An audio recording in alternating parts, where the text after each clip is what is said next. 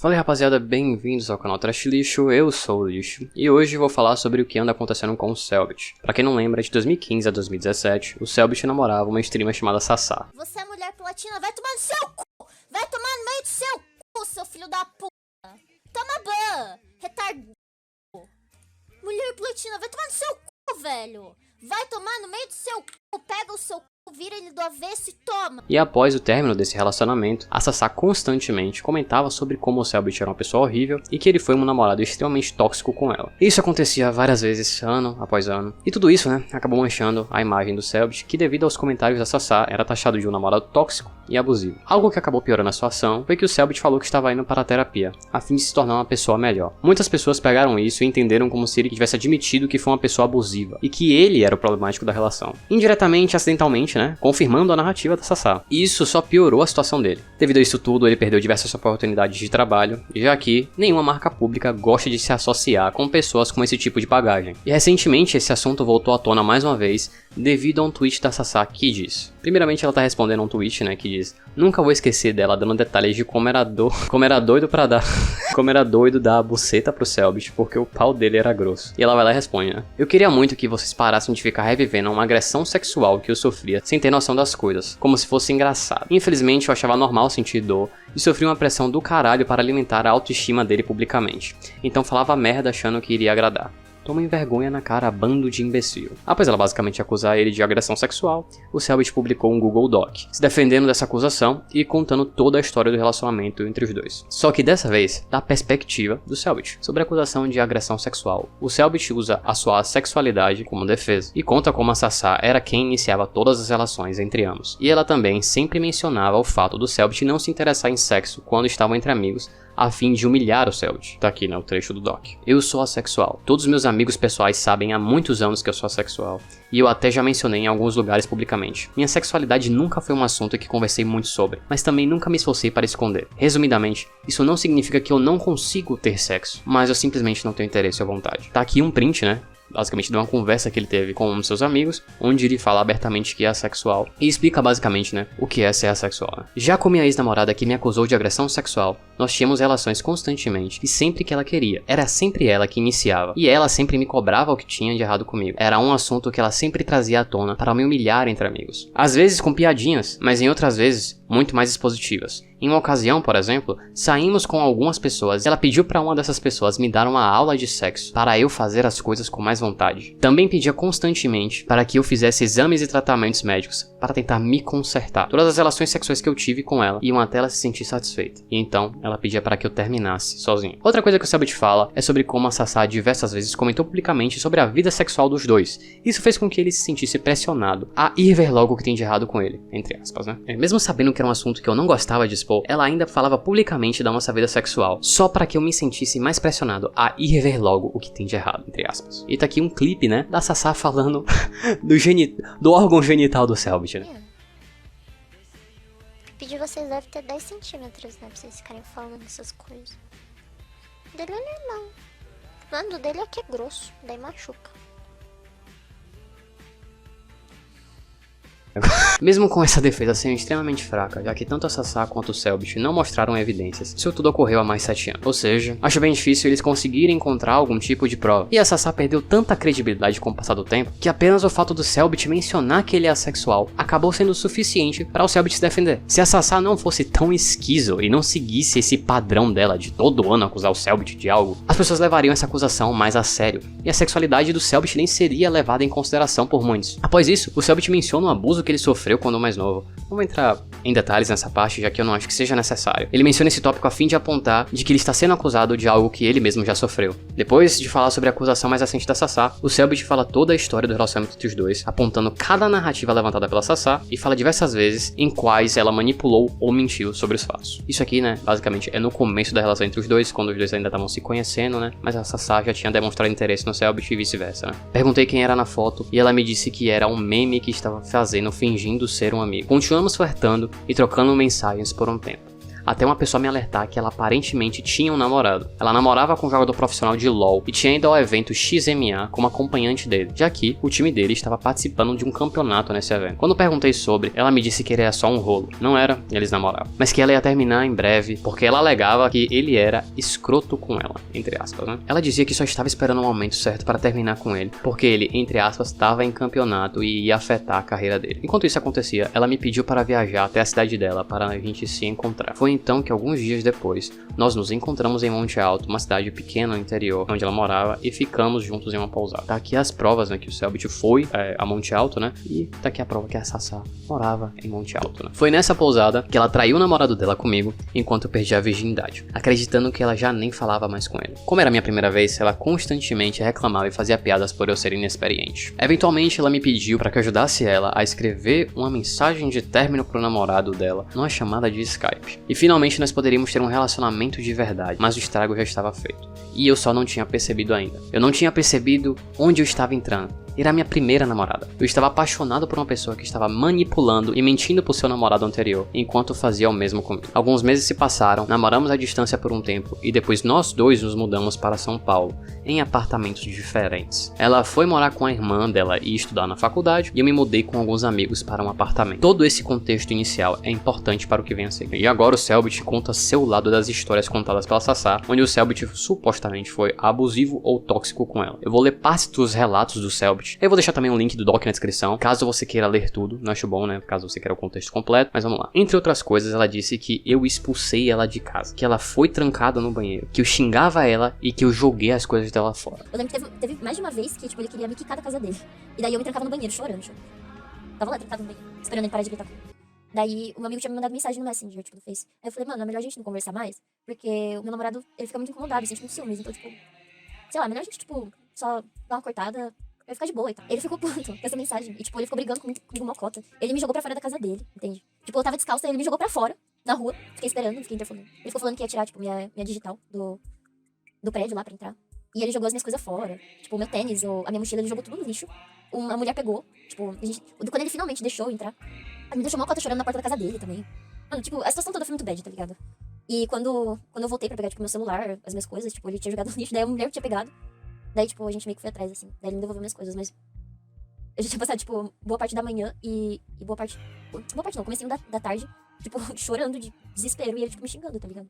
Então, tipo, mano, são os bagulhos... Todas essas histórias são distorções de um mesmo acontecimento. Ao contrário do que ela alega quando disse que eu expulsei ela de casa, nós nunca moramos juntos. Ela morava a 20 minutos de mim, apesar de dormir na minha casa às vezes, porque éramos namorados. Bem, agora o Selbit vai contar sobre uma história de a Sassá meio que falou de um namorado que era obsessivo com ela, só que ele não era, é uma mentira doida. E foi nesse dia que eu descobri que não só ele não estava bloqueado por ela, como eles estavam conversando sobre possivelmente voltarem com um relacionamento. Todas essas mensagens eram da mesma semana, enquanto ela namorava comigo. Eu, então, confrontei ela por estar me traindo e mandei ela sair do meu apartamento e ir para a casa dela. Ela começou a gritar, chorar, ela me empurrou, me deu um tapa na cara e se trancou no banheiro, dizendo que não iria embora. Ela me agredia constantemente, o que na época eu achava normal por estar no meu primeiro relacionamento. Pensava que todas as namoradas devem bater nos seus namorados, ainda mais por ela ser uma mulher e menor do que eu. Na época, não considerava aquilo como agressão de verdade, mesmo me machucando. Mesmo com ela me agredindo com tapas e empurrões mais de uma vez, eu nunca a revidei nem toquei um dedo nela. Eu bati na porta do banheiro falando que era pra ela pegar as suas coisas e sair da minha casa, e ela recusou. Esse é o relato que ela transformou em, entre aspas, eu ficava trancada no banheiro. Até porque a chave do banheiro fica na parte de dentro. Seria impossível e ilógico eu trancar uma pessoa por fora do banheiro enquanto eu estava tentando terminar com essa pessoa por ter me traído. Como ela se recusava a ir, eu disse que ia deixar todas as coisas dela do lado de fora do apartamento, e quando ela decidisse sair, ela que fosse lá buscar. Coloquei a mochila dela na garagem do prédio, e foi esse relato que ela transformou em eu joguei suas coisas fora,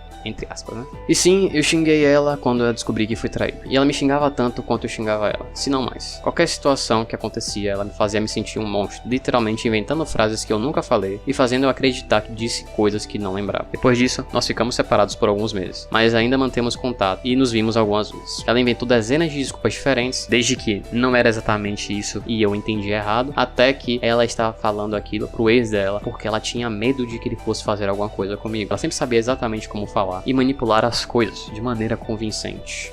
Eventualmente nós voltamos a namorar, mas obviamente meu psicológico já estava completamente destruído. Ela me fazia acreditar que eu era dependente dela, que eu nunca conseguiria achar alguém que me amasse de verdade, que todas as outras pessoas só iriam ficar comigo por interesse, pelos seguidores, e eu acreditava. Eventualmente, depois de 2 anos de um relacionamento extremamente tóxico, eu finalmente decidi terminar com ela em 2017. Mesmo depois que nós terminamos o relacionamento, ela continuou com um comportamento mitomaníaco e manipulador. Pra quem não sabe, mitomaníaco é a gente que gosta de mentir. Assim que nós terminamos, ela engatou no mesmo mês com outro influenciador, com quem ela já conversava há um tempo. Em 2018, enquanto ela ainda namorava com ele, ela conversava comigo escondido e falava que ainda me amava. Inclusive, nós tivemos inúmeras conversas sobre nosso relacionamento, onde pedimos desculpas um ao outro, mesmo com ela dizendo publicamente que nós nunca tínhamos nos resolvido em suas live streams. Nós conversávamos normalmente como se tudo estivesse bem. Tá aqui a print dele provando isso, né? 9 de julho de 2018. Eu sei que a print é uma merda, tá? A qualidade tá horrível, mas paciência, né? 9 de julho de 2018. A Sassá diz, né? Você era suficiente, alguma coisa não dá pra ler, só por entender como eu era. Ou rir das minhas piadas e ficar junto, etc. Selbit diz, eu te amo, desculpa é foda. Sassá diz, eu também te amo, é foda mesmo, rachachachá. Foi tipo, muito intenso para ignorar. Selbit diz, mas eu nunca consegui parar de te amar, Flávia, caralho. Sassá diz, véi, eu já sabia disso, ok? 220 de QI. Selbit diz, e eu sei que você tá namorando e eu nunca quis me intrometer ou falar nada porque eu sei quanto ia ser injusto com você. Essa é literalmente a última interação que tivemos antes dela me bloquear e fazer as live streams alegando que eu era um psicopata que destruiu a vida dela. E tá aqui a print, claramente, né? Isso aí foi em 4 de agosto de 2018, eles claramente aparentavam estar em bons termos, né? Além de tudo, ela ainda teve a capacidade de usar a minha época de depressão e expondo a minha tentativa de suicídio como uma forma de me vilanizar. Quando eu passei pela pior época da minha vida, não conseguia trabalhar, comecei a usar drogas por alguns meses e só conseguia pensar em suicídio todos os dias. Eu só continuei vivo porque meu melhor amigo foi correndo até minha casa salvar minha vida. Algo que eu vou ser sempre eternamente grato e nunca vou esquecer. Algo que ele também nunca comentou, porque ele sabia que era algo que eu tento esquecer. Mas uma história que eu nunca queria ter contado, e ela expôs na sua live stream, como se de algum jeito eu tentar me matar fosse prova de que eu era um monstro. E agora, por fim, o Selbit conclui seus relatos e justifica seu silêncio por todo esse tempo. Mas, mais uma vez, como acontece diversas vezes por ano, minha ex-namorada continua revivendo e criando novas histórias. Toda vez que alguma coisa relevante acontece, se eu sou cancelado por ser um babaca e banir um cara joga no Tetris, ou se algum outro influenciador é cancelado por relacionamento abusivo, ou se eu sou indicado para uma premiação internacional importante, ela aparece mais uma vez postando alguma coisa sobre o assunto para logo depois deletar os tweets e se colocar numa posição de alguém que estava sendo atacada e não é deixada em paz. Assim como ela provavelmente vai fazer agora de novo. Outra coisa que segue sendo dita incessantemente na internet é que eu nunca sofri nenhuma consequência mesmo depois que ela expôs tudo isso. Eu perdi dezenas de contatos de todas as agências de publicidade e produtoras que fecharam as portas e nunca mais me convidaram para eventos ou propagandas. Mas eu nunca fui a público reclamar ou expor isso, porque mais uma vez, isso resultaria em uma guerra envolvendo o público. Tudo que eu podia fazer era continuar trabalhando e continuar acreditando que uma hora tudo isso ia acabar. Mas tudo que aconteceu é que isso causou uma onda de ódio contra mim, que gerou acusações de vários crimes gravíssimos e inaceitáveis de pessoas aleatórias na internet que acreditaram em todas as histórias que viam sobre mim, mesmo nunca tendo nenhuma prova. E eu não aguento mais. Não aguento mais saber que minha mãe recebe ameaças e textos terríveis nas DMs, ver pessoas mandando minha namorada se matar ou torcendo que ela seja abusada para poder confirmar suas teorias e acusações da minha ex-namorada, para ver mais um exposed do Selbit. Tá aqui alguns tweets de algumas pessoas aleatórias. Eu vou censurar, tá? Os arrobas. Eu já procurei esses arrobas. Eles ativaram a conta ou privaram suas contas, tá ligado? Mudaram arroba e tal. Justamente porque, provavelmente, depois que esse doc saiu, né? Muita gente foi xingar eles e tudo mais. Acontece, né? A internet é assim. Paciência. Mas de qualquer jeito, eu vou censurar tanto o nome quanto o arroba deles porque eu não quero que isso venha contra mim, tá bom? É isso aí. E eu vou continuar processando todos que continuam inventando mentiras sobre mim na internet. Não importa o engajamento. Se você tem algo a dizer, é bom ter provas para levar para um tribunal. Eu demorei demais para perceber que não precisava ficar em silêncio na frente das atrocidades que falam sobre mim, e não vou parar agora. E um dia depois, a Sassá posta uma resposta, onde ela diz que vai levar o caso a seus advogados, o que dá a entender, né, que ela vai levar esse caso à justiça e vai entrar um processo legal contra o Selbit. Oi gente, muitas pessoas queriam que eu me pronunciasse, então eu tô aqui. Eu queria começar dizendo que eu tô tão chocada quanto vocês. Eu não vou entrar em detalhes PDF caso a caso, porque eu sei o que é mentira, eu sei o que são meias verdades, e quem vai lidar com isso são os meus advogados. Eu sempre fui contra linchamento, principalmente quando envolvia as mulheres ao redor do dito cujo, e eu fui bem vocal sobre isso. Essa situação toda, expor tudo, sempre deu muito ruim pra mim, desde o começo, sempre foi muito prejudicial pra mim.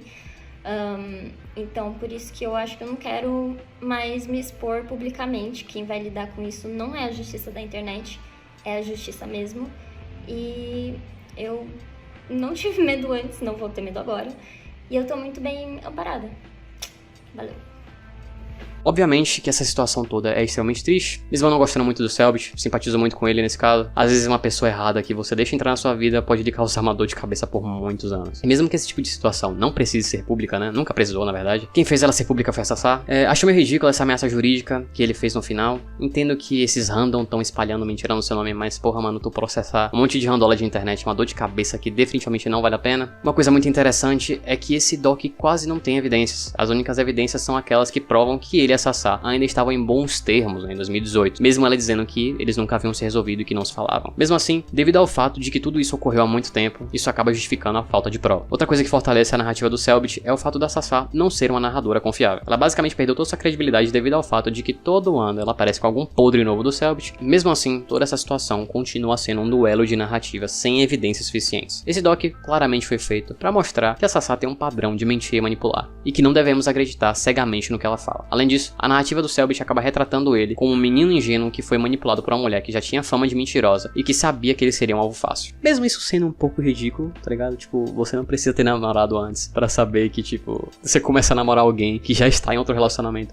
e ainda tem fama de trair, é uma má ideia. Porra, mano, ela pediu ajuda pra você escrever uma mensagem de término pro namorado dela. Tipo, não precisa ter experiência pra saber que isso ia virar problema, né? Mas todo mundo erra, ainda mais quando o assunto é relacionamento. E ainda mais quando você tem 18 anos, você é jovem, né? Você é adolescente ainda. Esse tipo de situação é mais comum do que as pessoas imaginam. Muitas pessoas têm um relacionamento extremamente tóxico como primeira experiência. E isso pode acontecer com qualquer um. Lembre, sempre escute as pessoas à sua volta, porque muitas das vezes o amor nos cega e acabamos ignorando claros sinais de que o relacionamento vai trazer muita dor de cabeça para os envolvidos. Não tenham pressa e lembre que às vezes é melhor terminar do que continuar algo que claramente faz mal pros dois. Enfim, rapaziada, esse foi o vídeo. Espero que vocês tenham gostado. Caso tenham gostado, deixa um like e se inscreve. Deixa um comentário também. Checa meu outro canal. Me segue no Twitter. Entra no Discord caso queira. E até o próximo vídeo, família. Falou. E obrigado aos meus inscritos. Deus abençoe vocês.